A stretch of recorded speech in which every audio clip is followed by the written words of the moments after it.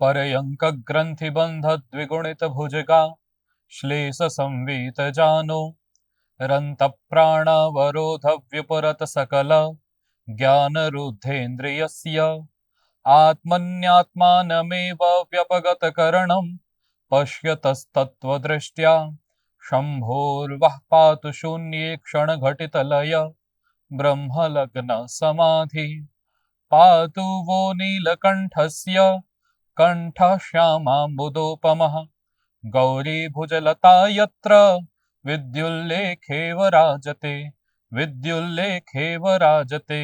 प्रिय विद्यार्थियों, भगवती पराम्बा मां पार्वती के एवं भगवान सदाशिव शंकर के चरणों में प्रणाम करते हुए आइए इस सप्तम कक्षा की इस यात्रा को हम आगे की ओर ले चलें। प्रिय विद्यार्थियों, हमारी गत यात्रा नवमः पाठः तक हो चुकी है। अब हम यहां से दशम पाठ पर प्रवेश करने जा रहे हैं। प्रिय विद्यार्थियों, इस दशम पाठ का शीर्षक भी क्या है? दशमः पाठः दशमः कः, कि दसवां कौन। देखिए, 10वां पाठ है और शीर्षक भी इसका क्या है? दशमः कः, 10वां कौन है। शीर्षक से पाठ की थोड़ी बहुत आपको झलक तो मिल गई होगी कि हम इस पाठ पे आगे क्या पढ़ने जाने वाले हैं। देखिए, इस पाठ का मूल उद्देश्य मैं आपसे व्यक्त करूं।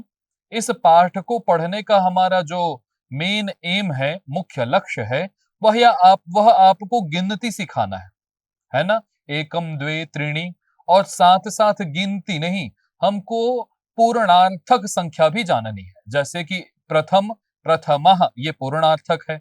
द्वि एक संख्या है लेकिन पूर्णार्थक होगा द्वितीयः। त्रि एक संख्या है लेकिन इसका पूर्णार्थक क्या होगा? तृतीयः। इसी प्रकार चत्वारि, चत्वार इत्यादि एक संख्या है, उसका पूर्णार्थक होगा चतुर्थः। पंच का पंचमः, षष्ठ का षष्ठः, है ना। इत्यादि प्रकार से हमको ये पूर्णार्थक संख्या के बारे में इस पाठ में एक संवाद के माध्यम से, कहानी के माध्यम से समझने को मिलेगा। आइए बिना किसी देरी के हम पाठ में आगे बढ़ें। गत पाठों की तरह ही इस पाठ में भी हम एक संवाद के माध्यम से इस पाठ की भूमिका का निर्माण करेंगे, ततः हम एक कहानी के माध्यम से पूरे पाठ को समझने का प्रयास करेंगे और साथ ही साथ पूर्णार्थक संख्याओं को समझने का, याद करने का भी प्रयास करेंगे। आइए भगवान शिव को प्रणाम करते हुए इस संवाद में प्रवेश करें। देखिए, इस संवाद में पुनः एक शिक्षक की भूमिका निभा रहे हैं और कुछ छात्र छात्राएं बैठे हुए हैं, है ना। शिक्षक कहते हैं कि अयि भोः, गत सप्ताहे संस्कृत ओलंपियाड परीक्षा अभवत, तत्र के भागम गृहीतवन्तः। शिक्षक कहते हैं हिंदी में, मैं इसको समझाने का प्रयास करूं कि भोः ये संबोधन है कि हे विद्यार्थियों, कि गत सप्ताहे, गत माने जो बीत चुका है, जो बीते हुए सप्ताह में एक संस्कृत ओलंपियाड परीक्षा हुई थी। जैसे ओलंपिक इत्यादि की तरह ही एक परीक्षा हुई थी जिसमें विभिन्न प्रकार के खेल इत्यादि का आयोजन किया गया था। उस प्रतियोगिता में, उस परीक्षा में तत्र के भागम गृहीतवन्ता, उसमें से किन किन लोगों ने उस परीक्षा में, उस ओलंपियाड परीक्षा या प्रतियोगिता में किसने किसने भाग ग्रहण किया था, जरा बताओ तो। विद्यार्थी जो एक छात्रा है वो उत्तर देती है कि महोदय, वयम सर्वे भागम गृहीतवन्तः, हम सभी ने उस ओलंपियाड परीक्षा में भाग लिया था। हम जितने भी बैठे हुए हैं ना यहाँ, आप देख रहे हो, एक छात्रा है और बाकी 3 छात्र हैं, हम सभी ने उसमें भाग लिया था।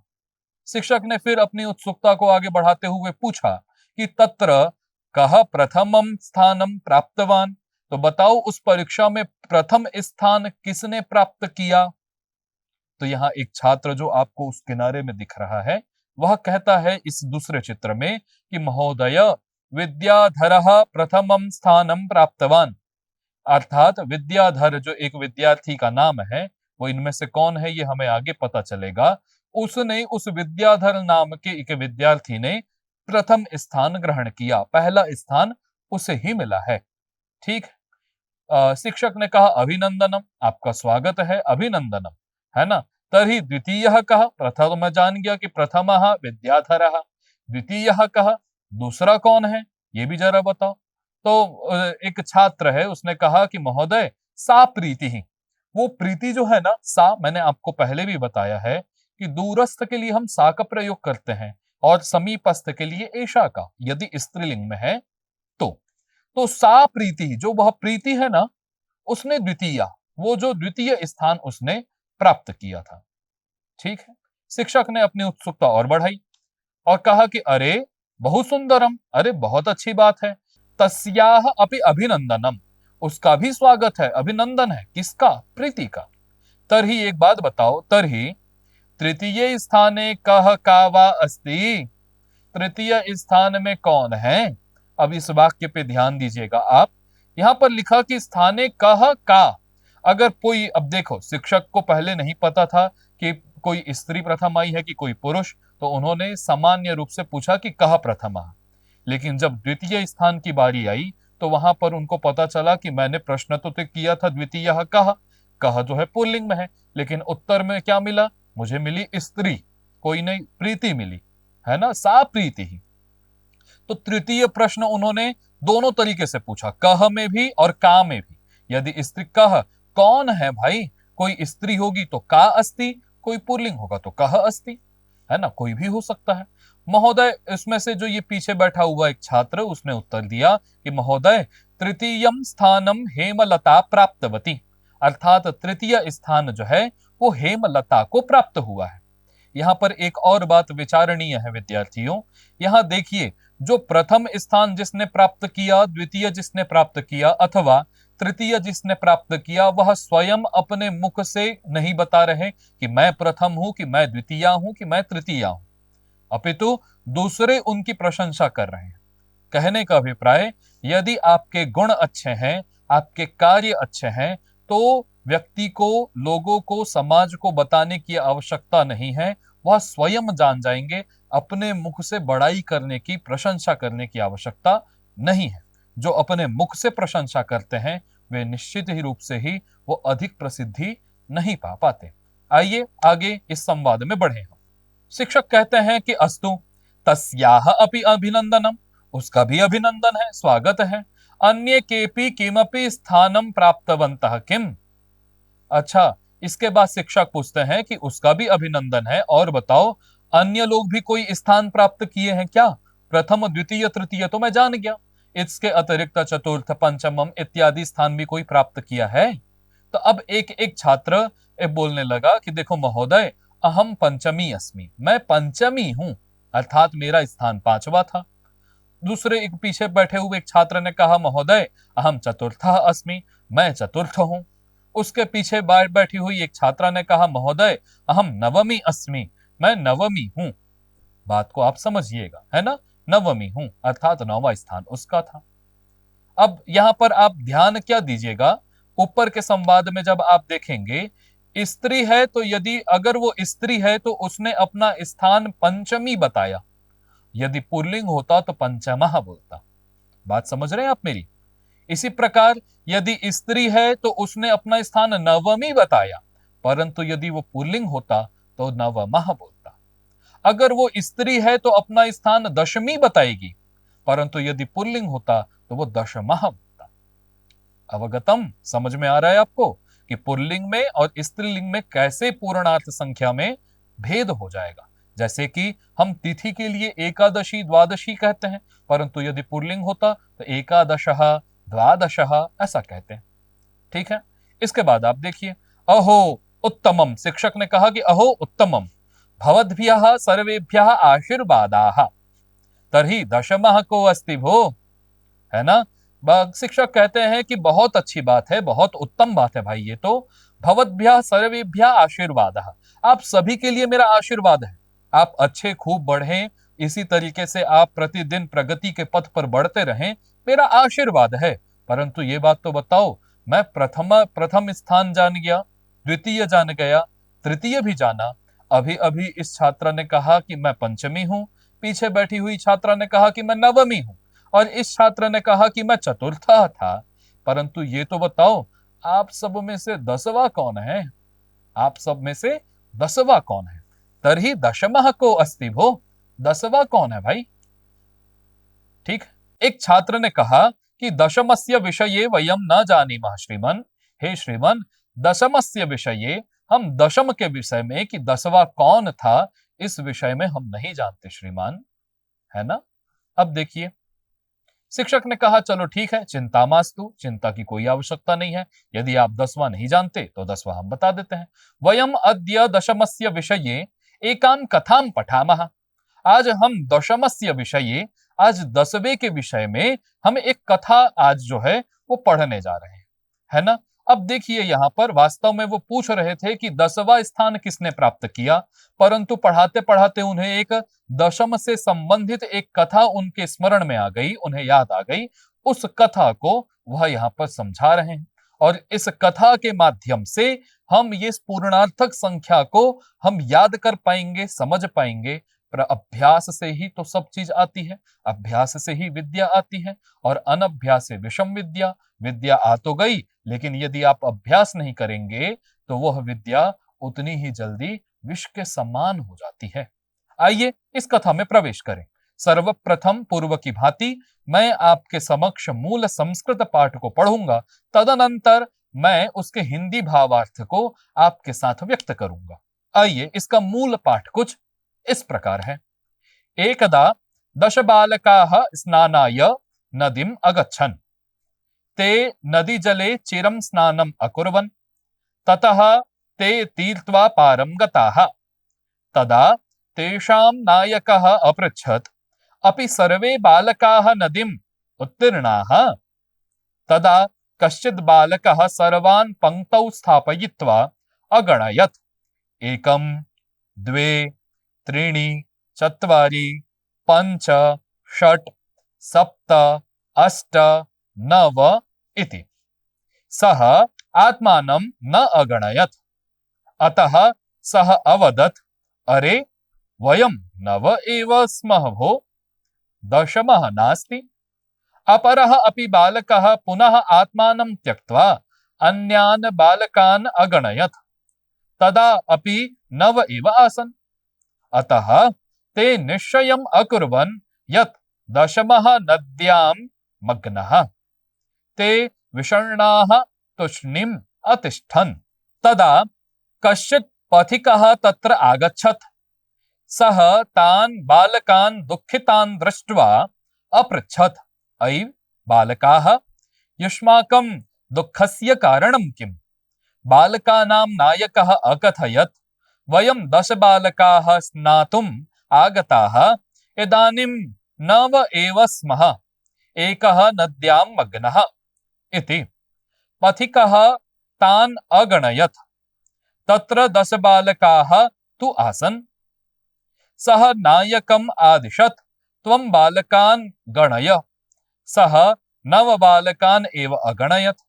तदा पथिकः अवदत्, दशमः त्वम् असि इति। तच्छ्रुत्वा सर्वे प्रहृष्टाः भूत्वा अकथयन्, दशमः प्राप्तः, दशमः प्राप्तः इति। ततः सर्वे मिलित्वा आनंदेन गृहम् अगच्छन्। प्रिय विद्यार्थियों, आपने अभी संस्कृत के मूल पाठ को यहाँ श्रवण किया, सुना। अब आइए, अब एक एक वाक्य पर हम ध्यान देते हुए इसके हिंदी भावार्थ पर विचार करें। कहा गया कि एकदा, एक समय की बात है, एकदा मतलब एक समय की बात है, 10 बालकाः स्नानाय नदीम् अगच्छन्। एक समय की बात है विद्यार्थियों, 10 बालक जो है वो स्नान करने के लिए नदी में गए। अगच्छन्, देखिए यहाँ पर बालक एक नहीं थे, 10 थे, इसलिए बहुवचन का प्रयोग किया गया। बालकः नहीं कहा गया, अपितु बालकः, बालकौ, बालकाः, बहुवचन का प्रयोग किया गया। तो 10 बालकाः एक होते तो बालकः कहा जाता।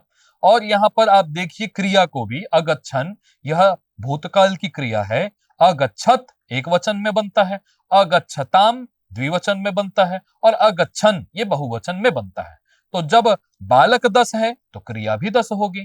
तो बालकाः अगच्छन्, एक समय की बात है, 10 बालक जो है वो नदी में स्नान करने के लिए गए, है ना। क्या हुआ उस समय में? ते नदी जले चिरम स्नानम अकुर्वन्, उन्होंने नदी में चिरम अर्थात बहुत देर तक स्नानम अकुर्वन्, बहुत देर तक उन्होंने नदी में स्नान किया, खूब जल क्रीड़ा किया, खेले होंगे नदी में खूब। ततः ते तीर्थवा पारम गताः, उसके बाद वो जो है, जो 10 बालक थे, वो ते बोल रहे हैं, ते माने वह, सह तौ ते, यहां भी बहुवचन का प्रयोग किया। कहते हैं कि वे बालक स्नान करने के बाद वो ते तीर्थवा अर्थात नदी को पार करके वो पार चले गए। तीर्थवा पारंगता, नदी को पार किए और चले गए, है ना, पार करते हुए अभी आपको दिख रहे होंगे। स्नान किए, स्नान करने के बाद वो तीर तैर करके पार चले गए।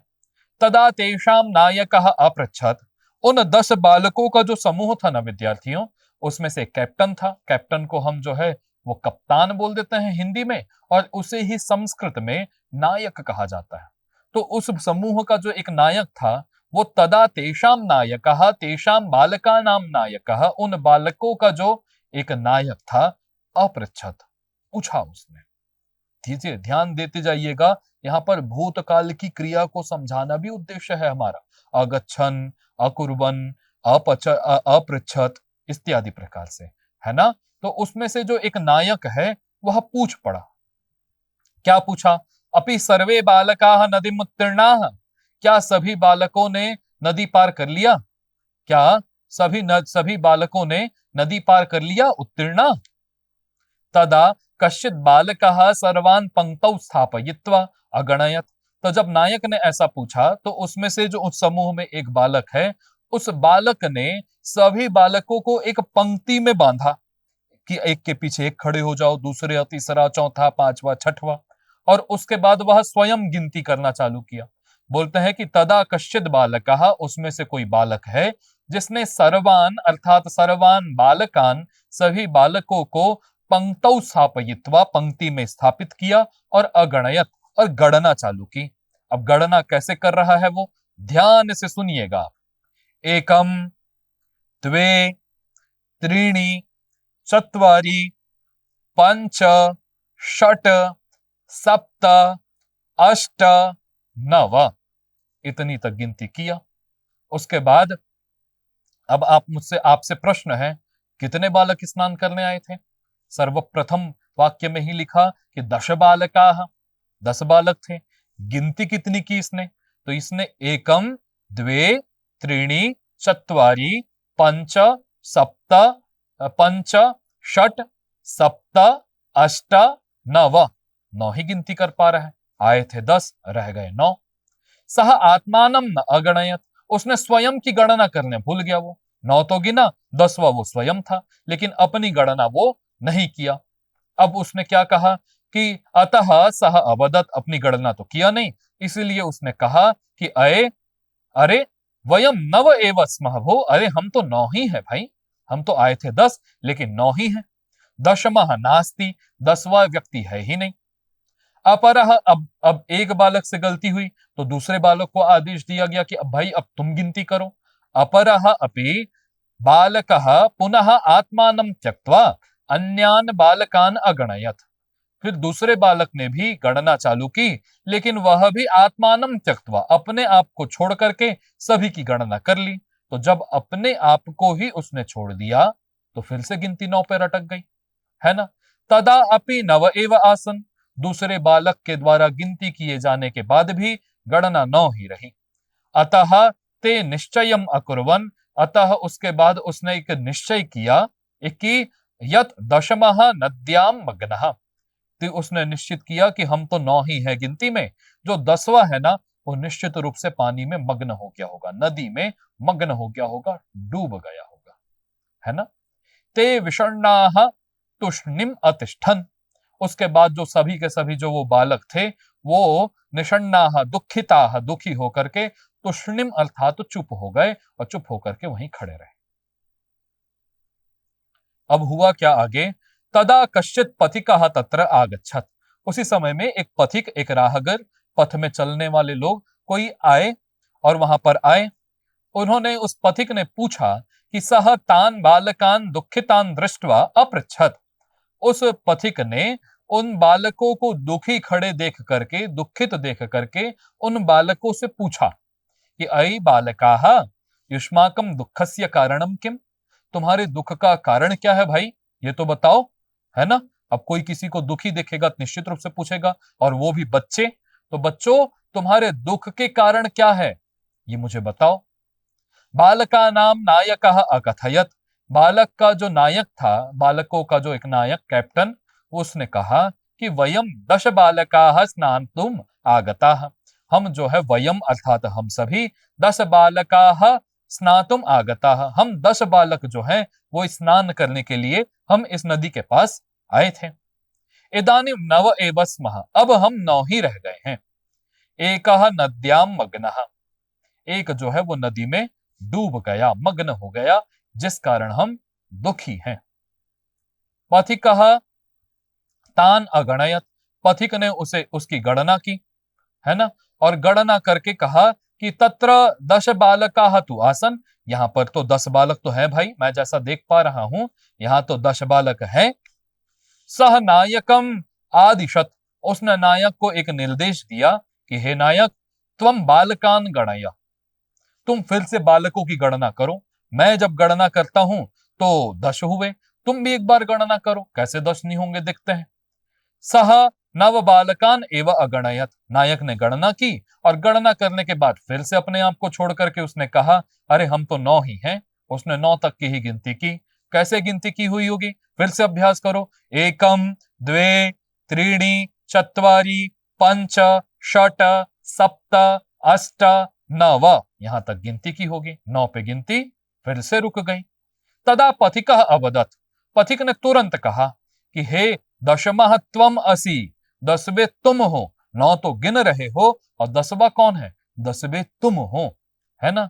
तच्छ्रुत्वा सर्वे प्रहृष्टाः भूत्वा अकथयन्, वहां पर जब यह बात उन्होंने सुनी कि 10वां तो मैं ही हूं, मैं तो अभी तक भूल ही गया था कि अपने आप की भी गणना करनी है, तब ऐसा सुन करके वहां पर उसने कहा कि दशमः प्राप्तः, 10वां मिल गया। और दूसरी खुशी होगा, जब हमें उत्साह होता है, खुशी होती है, तो हम एक ही बात को दोबारा कहते हैं ना, दशमः प्राप्तः, दशमः प्राप्तः इत्यादि प्रकार से। इसके बाद ततः, इसके बाद सर्वे मिलित्वा आनंदेन गृहम अगच्छत, इसके बाद सभी कोई मिलकर के अब आनंदेन गृहम अगच्छन, आनंद पूर्वक अपने अपने घर को चले गए। ठीक है, अब यहाँ पर ध्यान देने योग्य पूरे पाठ का सारांश आप तो जान गए कि व्यक्ति को अपने आप को नहीं भूलना चाहिए, है ना। देखिए यहाँ पर इस चित्र के माध्यम से गणना करते हुए भी दिखाया गया। प्रिय विद्यार्थियों, इस दशमः कह इस नाम के पाठ को, हमारा मूल उद्देश्य इस पाठ को पढ़ना, इस कहानी के माध्यम से, इस कथा के माध्यम से पूर्णार्थक संख्या को जानना तो था ही, गिनती को जानना तो था ही, साथ ही साथ अभी तक हमने लट लकार की क्रियाओं को पढ़ना, वर्तमान काल को, इसके बाद हमने भविष्यति, भविष्यतः, भविष्यन्ति इत्यादि को भी हमने एक पाठ में पढ़ा। इस पाठ में आपका मुख्य परिचय हमको भूतकाल में यदि क्रिया का प्रयोग करना है तो हम कैसे करेंगे, यह बताने के लिए इस पाठ की संरचना की गई है ना। अब आप देखिए, स्नान किया, गया, कहा, गणना की, तो ये सब भूतकाल है ना। तो आप देखिए अगच्छन, तो अगच्छन माने गया, और बहुत सारे गए होंगे तो अगच्छन, एक गया होगा तो अगच्छत होता। इसी प्रकार अकुर्वन, किया, स्नान किया तो बहुत सारे किए तो अकुर्वन, ध्यान रखिएगा यहाँ पर। इसी प्रकार अपृच्छत, दूसरे लाइन में तो अपृच्छत माने पूछा। उसके बाद आप तीसरे लाइन में फिर देखिए अगणयत, उसने गणना की। उसके बाद फिर से देखिए आगे में ही अवदत, उसने कहा, है ना। उसके बाद आप और नीचे आ जाइए तो फिर अगणयत आपको दिखेगा। उसके बाद आप जो है लास्ट में देखिएगा तो अतिष्ठन आपको फिर दिखा। इसी प्रकार आगे भी आप देखिए। इसके बाद आप यहां पर फिर देखिएगा तो आगच्छत, अगच्छत हमने देखा, फिर आगच्छत, है ना। इसी प्रकार अपृच्छत माने पूछा, इसी प्रकार अकथयत माने कहा, इसी प्रकार और आगे देखिए अगणयत तो हमने देखा ही, आदिशत माने निर्देश किया। इसी प्रकार यहाँ पर अवदत माने बोला, अकथयन माने सभी बोले, अगच्छन माने तो हमने देखा ही था। तो पाठ का मूल उद्देश्य यहाँ पर जो है भूतकाल की क्रिया के रूप कैसे चलते हैं, इससे भी आपका परिचय कराना था, है ना। और साथ ही साथ हमने संख्या के बारे में भी जाना। अब आइए हम पाठ में आगे बढ़ते हुए कुछ शब्द आए हुए हैं, इन शब्द के शब्दार्थों को जानने का प्रयास करें।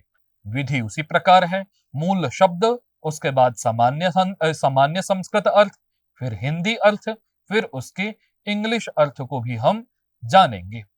देखिए विद्यार्थियों, यहाँ शब्द आया है तीर्थवा। तीर्थवा माने संतरणम कृत्वा, तैर करके, है ना, जिसको हम लोग हैविंग स्वम कहते हैं। इसी प्रकार शब्द आया था विद्यार्थियों स्नानाय, मतलब स्नान निमित्तम, स्नान के लिए, नहाने के लिए, है ना, स्नान के निमित्त जा रहा है इत्यादि कहते हैं ना हम, तो हम फॉर बाथिंग ऐसा कह सकते हैं। चिरम, चिरम का अर्थ मैंने पहले भी बताया, अभी भी यहां लिखा हुआ है, बहुकाल पर्यंतम, मतलब बहुत देर तक, फॉर अ लॉन्ग टाइम। उन्होंने स्नान कितने देर तक किया? चिरम, बहुत देर तक। उत्तीर्णाः, उत्तीर्णाः माने पारंगताः, मतलब पार चले जाए, पार हुए। जैसे कि हम बोलते हैं ना कि आप परीक्षा में उत्तीर्ण हुए कि अनुत्तीर्ण हुए, मतलब परीक्षा आपने पार कर ली अथवा नहीं पार की। इसको हम अंग्रेजी में क्रॉस्ड ओवर कह सकते हैं। इसी प्रकार अपरः, अपरः शब्द आया हुआ था। अपरः का मतलब होता है अन्यः, अन्यः माने दूसरा, अनदर, है ना। शब्द आया हुआ था स्वम, स्वम माने आत्मानम, स्वयं को, है ना, अपने आप को। इसको हम कह सकते हैं वन सेल्फ, है ना। मग्नः, मग्नः माने विलीनः, विलीन हो गया, डूब गया, जिसको हम ड्रॉन्ड कह सकते हैं, है ना। विषण्णाः, विषण्णाः माने दुखिताः, खिन्नाः, दुखी हुए, जिसको हम लोग सैडेंड। इसी प्रकार तूष्णिम, तूष्णिम माने निशब्द, जिसके पास कोई शब्द ना हो, मौन, जिसको हम साइलेंट कहते हैं। इसी प्रकार पथिकः, पथिकः मतलब मार्ग गंता, मार्ग में जाने वाले लोग, पथिक माने यात्री, जिसको हम अंग्रेजी में ट्रेवलर कहते हैं, है ना। इसी प्रकार एक शब्द आया था अगणयत, अगणयत मतलब गणनाम कृतवान, मतलब गिना, जिसको काउंटेड बोलते हैं ना, गिन लिया, काउंटेड है ये चीजें। इसी प्रकार प्रहृष्टाः, प्रहृष्टाः माने आनंदिता, ठीक है, आनंदिता माने प्रसन्न, हाँ, जिसको हम डिलाइटेड कह देते हैं अंग्रेजी भाषा में। कतमः, कतमः माने कियत संख्यात्मकः, कितनी संख्या, कौन सा, विच वन।